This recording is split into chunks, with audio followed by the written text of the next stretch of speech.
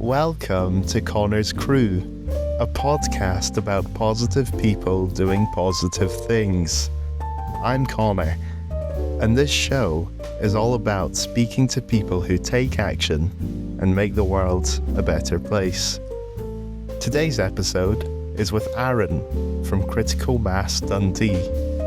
It's a community cycling group encouraging more people to get out on their bikes and build confidence cycling in the streets and push for safer, more cycle-friendly streets in Dundee and cities across the world.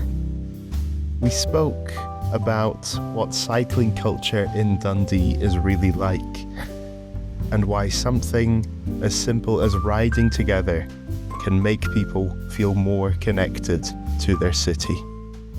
Let's get into it. Hi everyone, today I'm with Aaron from Critical Mass Dundee. Aaron, thank you so much for coming on today. Thank you for having me. How are you today? I'm good, thank you, yeah. Oh, fantastic. How's your day been so far?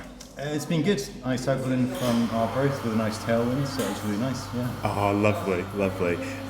So for people who don't know you, who are you and what is Critical Mass Dundee? So I am an artist based in Arbroath, but I'm from Dundee originally. I've been working as an adult cycle trainer with Dundee Cycle Hub and Angus Cycle Hub for the last few years. And I started Critical Mass Dundee as a kind of way of celebrating cycle culture and trying to get more folks into cycling in Dundee, advocating for safe cycling and better infrastructure really.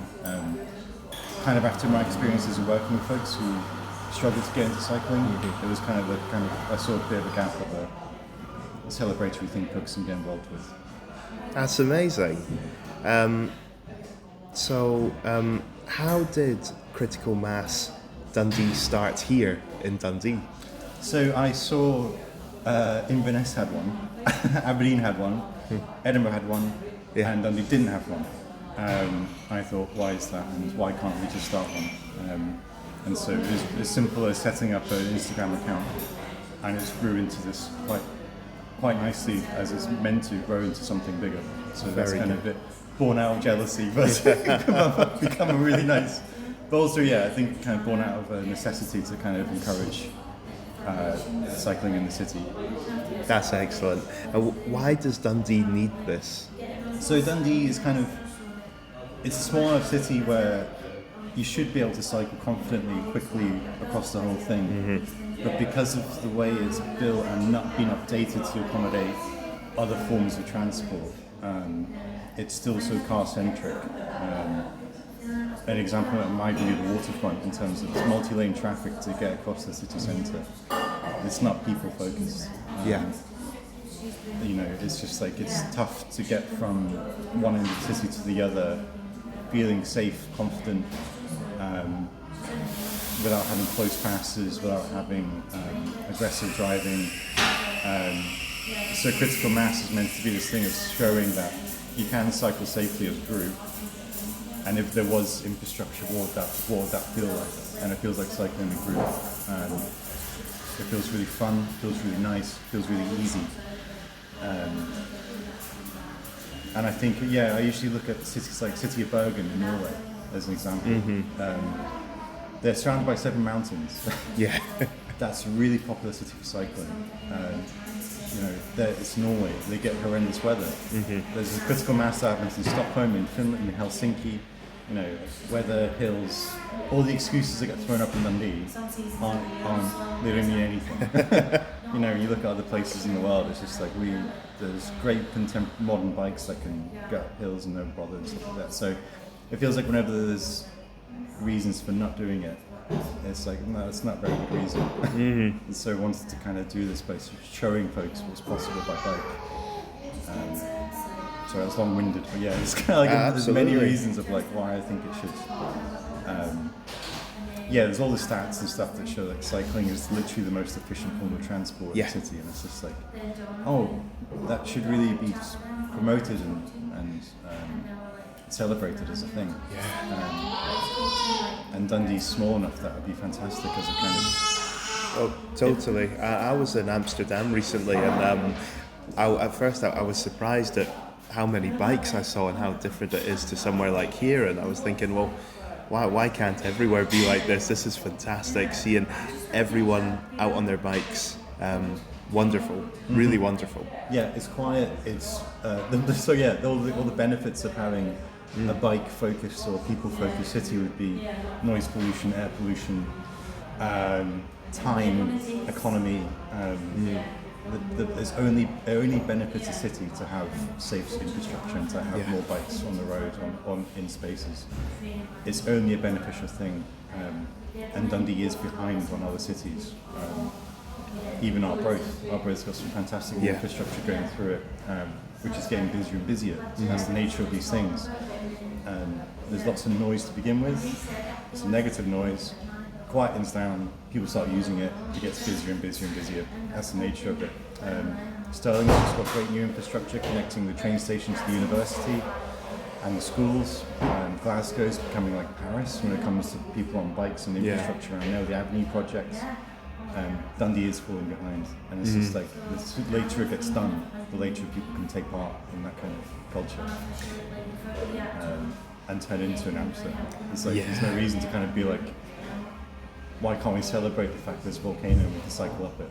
Totally, totally. As a feature of like the city, it'd be fantastic. It's to be celebrated because every place is unique, and every place should be celebrated for that. That's absolutely wonderful. So, specifically here in Dundee, when did Critical Mass begin in Dundee, and over that time, what has changed? So I set up the Instagram in September 2024. Literally just put out a design saying meet at City Square at 5:30 p.m. I messaged the Dundee Cycle Forum, who are the group within Dundee who advocate for cycling within with the council and with other groups like Cycling Out Age and Dundee Dragons. So we had about 20 people turn up, which is really, really nice. We cycled up Perth Road, headed back down on Hawk Hill. After that, it got very quiet. November hit, the rain hit, everything hit. It was just me sometimes by myself. There might just been a couple of others by themselves standing in City Square in the rain. Some folks felt intimidated on the road in Perth, going up Perth Road in particular. Some folks wanted to bring their kids along, which is always fine, but it's a thing of they were worried about the safety. So since then we've kind of basically done a lot more pushing family-friendly rides in terms of using traffic-free areas entirely. Good. It's gotten more popular to the point of to be really crude, the numbers on Instagram and everything else are increasing. It's that thing of I love the idea of critical mass as a really simple thing of accruing numbers. And I like that for social media, it's accruing numbers. That's what you do. So it's a nice parallel, I think, with those things. It's getting more attention online. It's getting more attention in person. I was invited to talk at Creative Dundee's Pecha Kucha event. Amazing. In my being aware that it's a legalist ride, I did it remotely. So I talked about it and about the history of critical mass, starting in San Francisco in the 90s. And how they recognised then there was a car-centric culture going on.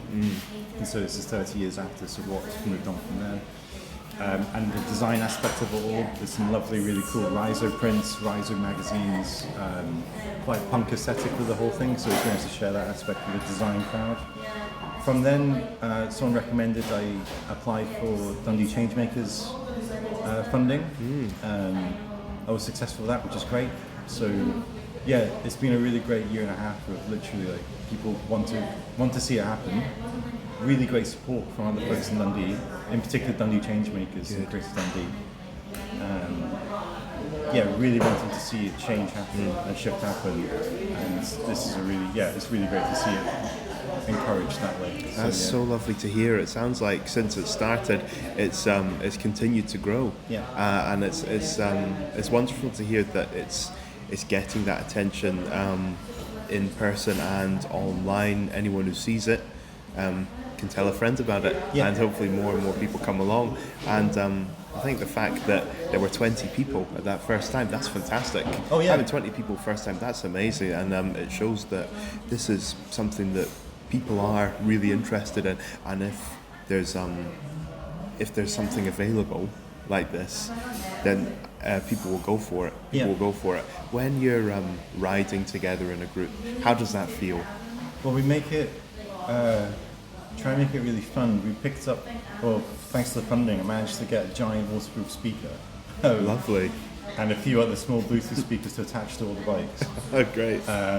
Playing 90s dance tracks. It's been like a proper lovely vibe of going up and down the waterfront in particular and having everyone dance at us as we go by. We're all dancing, dinging our bells. And it makes it really weird. It's a really weird but really fun thing. And it's like, as an adult, it's particularly weird, but all of a sudden, they all just chat and blabbing and dance and like wiggling the bikes and dinging the bells. We also have a proper chat about, this is a bit of a sketchy part, isn't it? Or like, oh, hang on, this could have been, you kind of notice stuff, or just like, that was really nice, that wasn't very nice, or they were nice, or you start to notice behaviours, and it's just like this really nice, infectious thing occurs. So it's really nice to be part of a large group that's making a bunch of noise.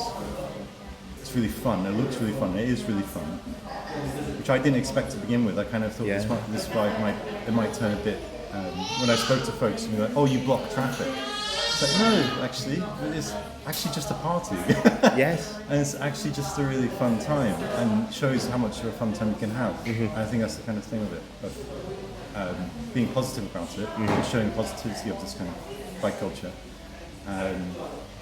while taking part in a public space. That's kind of it. It's just using public space, but no, I didn't expect the funness of it. So making playlists using, my playlists are getting longer and longer to make sure that they go on longer and longer. The speakers are getting bigger. I'm hoping to get a DJ on a bike. There's some fantastic examples like in Frankfurt. They have a chariot, a DJ chariot. Oh, lovely. Literally going around and it's like, right, that's what we got to aim for. So the aim by the end of the year is to have someone in front of the cargo bike doing a live set. Like that would be like a lovely thing to kind of get going, and we've got to kind of like continue, and then it's become a really nice like a sober party, like an aware party of like you're aware of yourself in the space, but you're having a really fun time as well, and then everyone else seems to think it's great as well, so people like going by a pub and wave and cheer at you and stuff. Even if it's just 10 of you or like 5 of you, it's bright enough, colourful enough, and loud enough that you can tell instantly it's a fun time rather than a kind of aggro time or a stressful time. Which is really nice. Yeah. Cycling's so good for helping with stress and in any form of movement. It's so enjoyable, and that sounds like it's such a fun party. Oh yeah, that sounds absolutely incredible. Are there any songs in particular that really lift everyone? Drum and bass. Honestly, it's just like decent drum and bass. Logical progression is like a classic, and it's just like decent rhythm. Just everyone or a certain hook. Next month, or in June, we'll be doing a Pride ride, because Pride happens the day after. Fantastic. And I had a chat with them, and they said make sure you get some gay anthems in. So it's got to be get some proper tunes on the go for that. We'll do a call out for that as well, because that'd be really great to get some suggestions for that. But decent drum and bass dance tracks. And then we did a glow ride, so that was part of Cycling UK's campaign to support women and non-binary folks after dark, cycling after dark, because it shouldn't feel as dangerous as it is. Yes. So we'll be doing another one of them in October, November time. And that's really good for tunes. That was really fun. We started that in Brawl Tea last time. We got to very head along the waterfront to finish at Forks Cafe. So again, kind of, if anyone's got suggestions for decent tunes, really happy to them. Really want a DJ in the bike. So that'd be really great. if there's any DJs listening, hopefully they'll be in touch. Totally. So that sounds like such a nice atmosphere when everyone's riding together.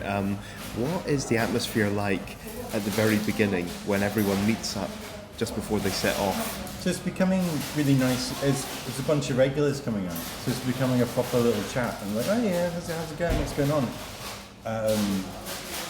Previously, I think it was quite. Everyone's a bit nervous because everyone's just like, nobody quite knew each other. But I think moving forward, we're going to make a thing about newcomers coming along, having a bit of a, not brief, but hoping just to have a bit more of a kind of introduction to what's going on to make folks feel at ease. I think the best advice is come with a pal. Okay, yeah. More people again, but come with a friend. You don't have to stay for the whole thing. You can always just come and go see what it's like. But it's generally a really nice vibe. The cafe stays open later for us at the last Friday of the month. So that stays open until 7, so we can hang around in here. Even though it's bad weather, it's been really great, especially. That means you can grab a coffee, a drink, a snack, and then we head out. And then, so it's a really nice kind of like warm up, go out. And hopefully when the weather gets warmer, we'll be hanging out outside with some music on the go. So it's we're kind of just trying to, not pre-drinks vibes, but just everyone just kind of warms up a bit and just like has a catch up. And then talks about where we're going to go. That's kind of the kind of thing. I'm like, usually it's, someone said to us last time, I've never been, how do you get to there from here? It's like, let's do that as a group. And then we went up through, like I found a new way through town I didn't do before, which was really nice and really interesting. It took you up by Verdant Works. And so I didn't know you can get that way. So it was really nice to just chat about, where do you want to go? And then say, I had trouble with that before. And so let's do that as a group and then see what everyone thinks. And then, that's kind of it. That's excellent. And how do you decide where to go at the beginning of the ride? Because I know something that's really important to Critical Mass is that no one's in charge. Yeah. No one is in charge. Tell me a bit more about that. Well, sometimes it's if it's absolutely horrendous weather and it's blowing early, it's just like you decide based on, right, we'll make this quick. Yes.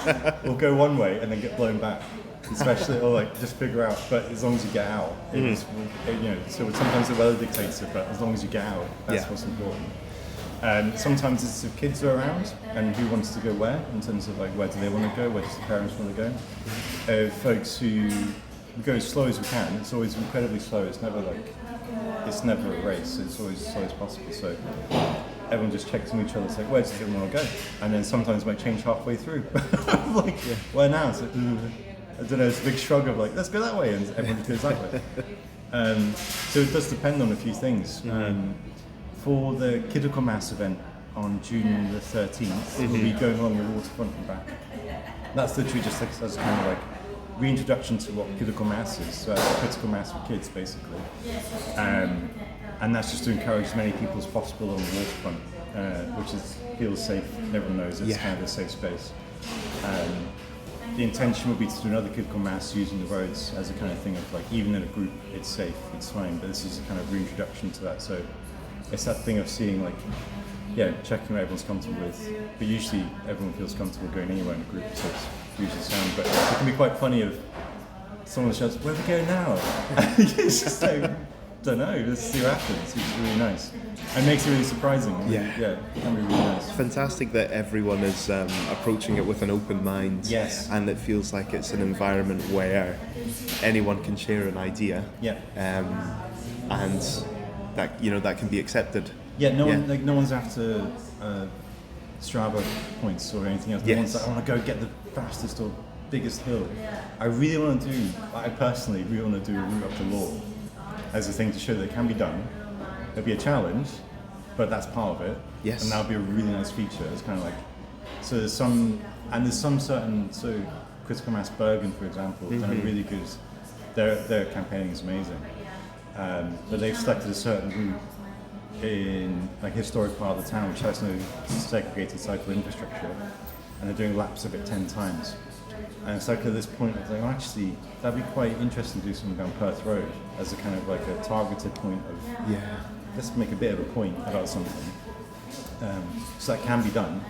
But usually at the minute, it's just kind of like, let's just see what happens. But there's potential for stuff to kind of be like, actually, that'd be really good if there's a kind of safe access point or a safe way to get to A and B along this bit. Let's make a bit of a point about that. So yeah, it's very flexible, always open to stuff. No one's going to say, no, that sounds rubbish. Like someone might say it's a bit of tent smell. It's like, yeah, why not? Great. Or if someone says, that's on my way home, it's like, that makes sense, let's do that then. And someone just leaves halfway through. Or it's on the way to the pub type thing as well. So yeah, no, it's a very open type of thing. And if there's going to be a route, it'll always be advertised beforehand. So the critical mass will be marshalled as well. So a few of us are ride leaders as well, are qualified. So yeah, it's like we're not all, we know what we're doing as well as we pretend like we don't know what we're doing. Good. So, yeah. That's the perfect environment. Yeah. Where there is, there are people that are qualified, who've got that expertise, but it also feels very relaxed and open to everyone. Yeah. Since starting Critical Mass in Dundee up till now, what stands out the most? Have there been any memorable highlights? What stands out the most? I really enjoyed the Christmas ride we did. I did one in Arbroath as well, but one here was really, really nice. So we just played Christmas tunes, Wham in particular. Lovely. And that was, everyone had Christmas hats and we lit up the bikes with fairy lights and stuff like that. And I think that thing of going out in really horrendous weather, it was really busy, when, like going under the arch of the V&A and stuff, going on the waterfront and having someone dressed as Santa cycling ahead, trying to get a photo of everyone. It was a proper hoot, and I was just like, oh, this can be a really fun thing, and it felt really festive. And this thing of like, oh, this kind of thing can be really a festive, fun thing to do in awful weather. And I think it's just, that really stood out for me. It's kind of like a nice cap to last year as well. Like, oh, it actually got busy enough that people wanted to come along on Saturday before Christmas to do something that's mad. And it's like, oh, this actually, this could work. It's like a thing. And then folks coming out in February and stuff, it's just like, this is really nice that people, that was this year, like, oh, actually people want to come out. And it's like, oh, finally, this feeling of like, oh, it's got momentum going. So I think the winter ones have felt like proper, like, oh, this actually, people care about it. And it's like, oh, it really feels nice. So yeah, hopefully the Critical Mass will be a special one. To get more folks and parents and that involved in that. But something that's based around a theme is usually really fun. That's excellent. And having people out on their bikes all times of year, all weather as well. Yeah. As you said, you maybe won't do as long a ride if it's pouring down, but even a 10-minute ride is better than no ride at all. Yeah. Just getting out there at all times of year. Critical Mass, is it about transport, or is it about protest or community, or would you say it's about all of those things? I think it's about all of those things. Yeah. I'm conscious of just trying to get as many people in as possible. I really care about the planet. Yeah. It's kind of my form of activism. I think it's the most hand-off form of activism I can do in terms of it's just cycling, and it's kind of so simple. But from my experience as a cycle trainer and seeing the barriers folks have faced to the most cheapest, efficient, cleanest form of transport in the city, it's frustrating. And it's kind of born out of frustration of inaction from Dundee, but also trying to celebrate the fact that it's a really positive thing that can happen in the city. So yeah, it's kind of about direct action, celebration, forming community, because I didn't see that before, and I wanted to see that in Dundee. Yeah. But from my first-hand experience of training folks and working with folks so some of the training is called advanced road cycling, and that's literally roundabouts and multi-lane traffic, and that's doing a route from folks where they live to their workplace, and going on Old Hawk Hill around the roundabout, being like, but you have to get to where?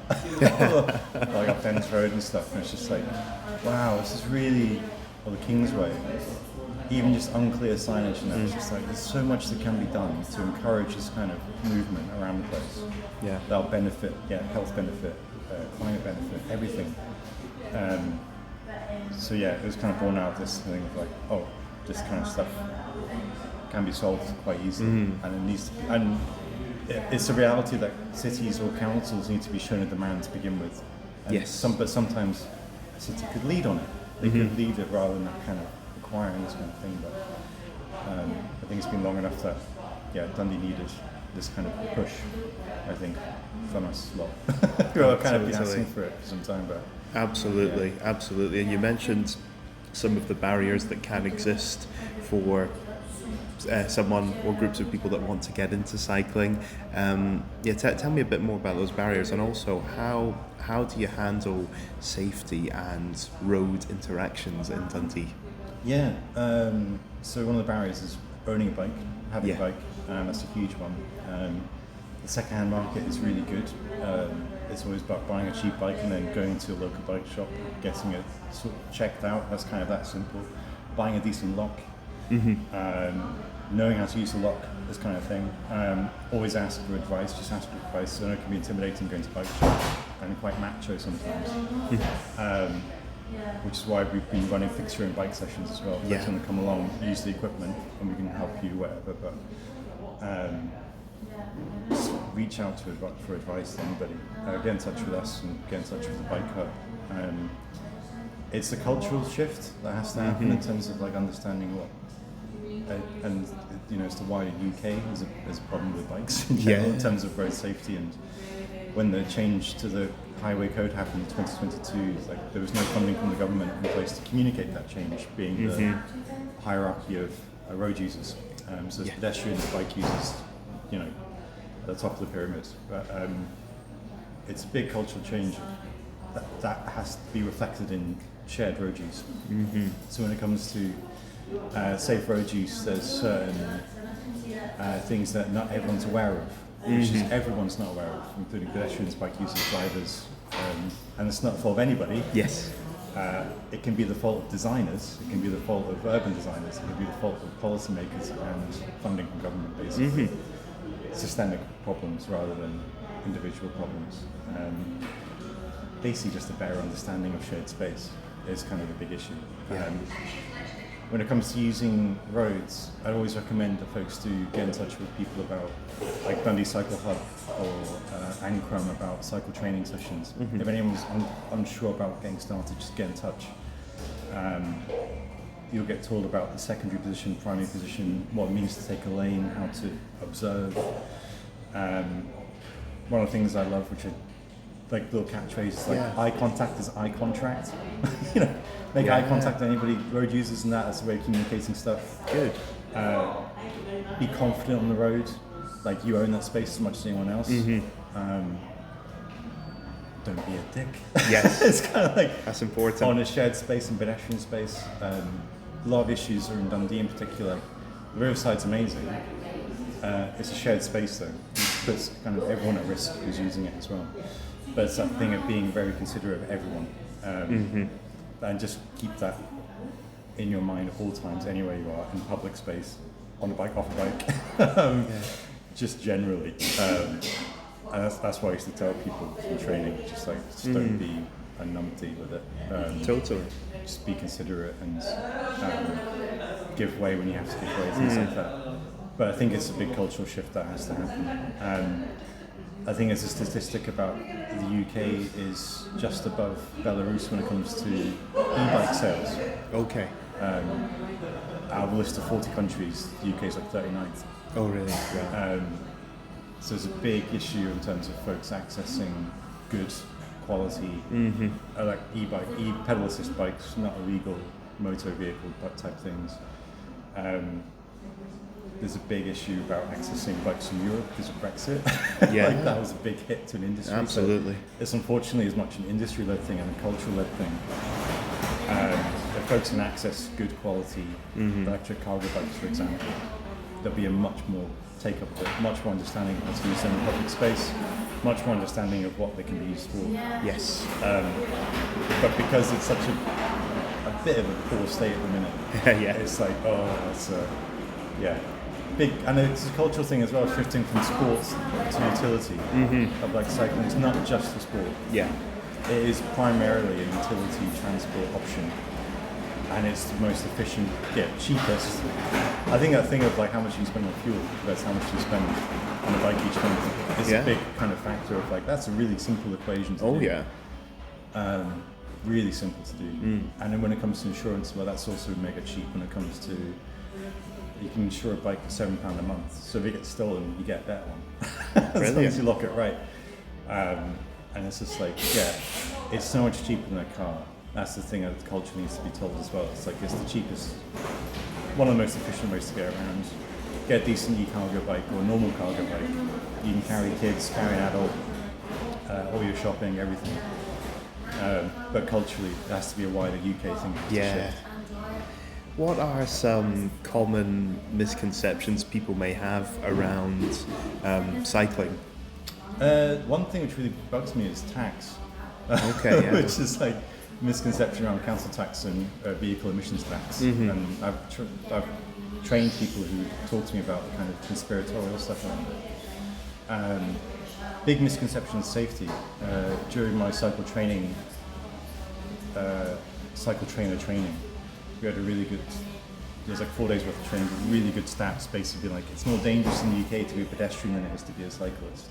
Okay. And it's like, that stats about that, it's like really quite, kind of shocking a bit in terms of the accessible, pedestrianised infrastructure is actually awful. Cycling on the road is actually really safe if it's conducted safely and effectively and confidently. The issue is mainly folks who drive dangerous vehicles. That's the big issue. Safety is the big misconception, I think, and that's the big thing that's pushed to folks. Also, in the UK in particular, again, it's not just a kids thing. Like in the UK, we're told like you cycle as a kid, there's teenage years, car, you're an adult, and there's not this kind of progression to consistently cycling through life. True. You end up doing cycling when you retire again, because it's a nice thing to do. Yes. With a camper van or in a space without traffic. So it's that thing of how to encourage lifelong cycling, and it can happen throughout life, especially as a young adult teenager. That's when it has to happen the most. That's the most difficult audience at the minute, I think, for getting on a bike in Dundee. Without doing wheelies everywhere. That's fantastic. Cycling's for all ages. Yeah. It's for all ages. When you're out cycling as a group and you know people are reacting to it, well, how do people react? And tell me about those reactions and how they make the group feel. So one of the times we went up Perth Road, we were dinging our bells, and we had a few people show, oh, there's the Critical Mass. Brilliant. We didn't even have, we've now got flags saying what it is, but they were international students, and they recognised what it was because it's the last Friday of the month in the evening, and they recognised it. It's like, that's great, that's really, really good. Well, since we've got the bigger speaker, people have been dancing quite a bit more, we've passed them, which is really nice. We've had folks come by on the way home on their bike and, oh, you're doing a Critical Mass, and they come and join us. That's been really nice. We've had some folks mainly commuting home going, oh, I'll come next time, which has been really, really nice. Lots of smiles, lots of thumbs up, lots of claps. So it's been really, really positive in that aspect. And hopefully with the flags we can identify us a bit faster. Absolutely. Because people are like, what are they doing, make the noise? And there's like a few people like, oh, it's that. But kind of confusion, kind of like, oh, that looks quite alien in Dundee. But really surprising. I found it surprisingly positive responses, but I think people love to see it especially when kids are there, or just when adults are having a smiling, coming at you with flashy lights or colourful bikes and loud music. People seem to have a really nice response to it, which has been a really nice surprise rather than anger or frustration. But I think that's been the best bit about it. Like, I was really shocked when someone said, oh, look, it's a Critical Mass. Like, oh, we don't even have anything identifying us as that, but that's really good. So it's all been positive so far, touch wood. That's so lovely to hear. I know when you're cycling past people, you'll be brightening their day. You'll be making their day a little brighter because when you look out the window or you're going for a walk, you see so many cars, you see so many other vehicles. Seeing a group of cyclists going by, it's really refreshing. And it makes people think, oh, I should get on my bike. I should get involved. I think it's the thing of seeing folks in normal clothes or on normal bikes, not zooming by, but having quite a slow ride as well. It's just offering that like alternative imagination to a space. Yes. Like offering that kind of, that could be different if, imagine if it was completely different. Imagine if it could accommodate this all the time type stuff. Mm-hmm. It's been good. That's fantastic. And what would you say to someone listening who's never cycled in a group before, but they're thinking, I'd like to give it a go? Give it a go. Honestly, it's easy as just coming along. You need to borrow a bike, give us a shout. Or you can sit in a cargo bike. You don't even have to ride the bike, we could chuck you in the cargo bike. You could DJ for a bit. You could document it as well. Like anything that's kind of like a creative documentation of it. Like I'm currently chatting to an illustrator about doing a live illustration as documentation of it, which would be so good because I love to tap into that kind of how to do an alternative way of imagining the space via an art practice as well. But honestly, just turn up and see what happens. It's like usually, it's always nice and positive. There's nothing, but just turn up. That's the point of it. The more people that turn up, it's frustratingly simple. Yes. Just come along and then usually people find it's for them. There's never really if you can make it great. Some people are working. That's also the thing of at 6 p.m. might be too early for some folks, but we're always we're trying to do more other types of rides and stuff as well. Okay. We'll try and accommodate people as much as we can. Just if you're going to be late, give us a shout. We're not big enough yet where we can. There's a great app called Critical Mass where you can track. So it's really good. We were the furthest north one on there once. M&S hadn't registered. You can see all of Europe lit up the last Friday of the month, and then we're on there. We're at the top. Just come along, and if you have to find us, just give us a shout, and then we can meet you somewhere else, or we can do a feed.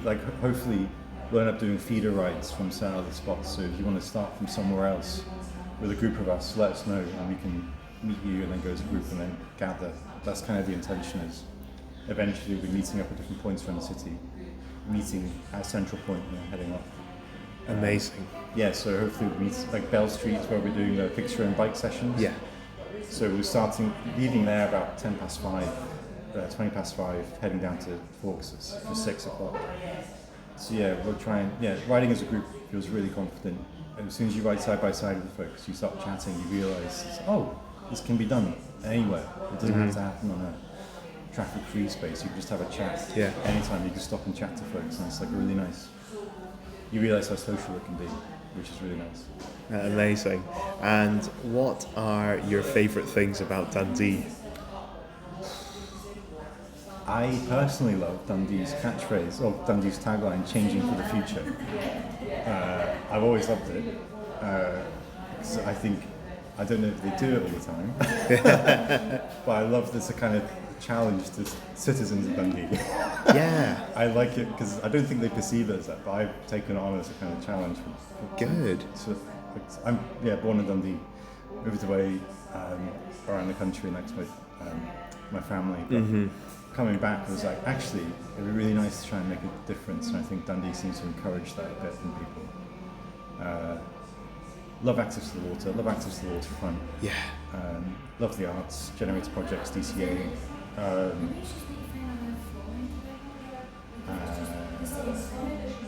love that it's small enough to be able to do this stuff, and that's such a tight community. Everyone sticks around, everyone kind of supports each other, but I think that kind of challenge and change for the future is what changed?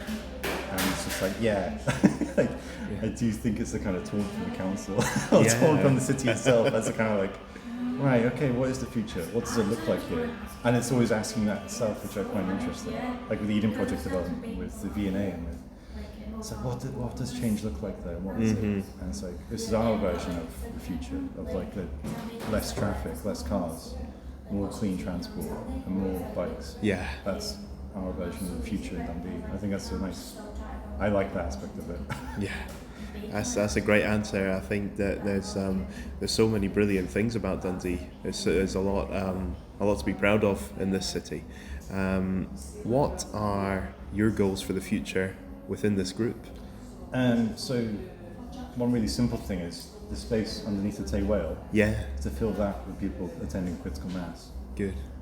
Over 100 people. Lovely. basic it. Just turn up as many people as possible and go for a ride.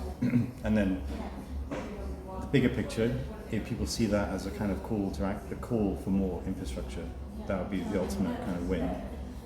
But even if it's just 100 people coming up to show support for cycling and want to see a change in the city, that's it. Either they turn up for a photo and go off. Any proof of like there's loads of people here and they fill up the space outside the front here, down the waterfront, or if we can go somewhere near Lockyer or something and fill up the space, that'll be it. That's the aim. That's fantastic, and I think that's a great way to finish. Aaron, thank you so much for your time today, and thank you for the work that you're doing within this group. And I hope you enjoy the rest of your day. Great, thank you for having me. It's been lovely. Pleasure. Thank you so much. I'll see you later. Bye. Bye. Thanks for listening to this episode of Conor's Crew. I hope you enjoyed hearing Aaron's story and got inspired to do something positive in your own way. Remember, it only takes one person to make a difference. I'll see you next time with another guest, another story, and more of the same good energy. Take care.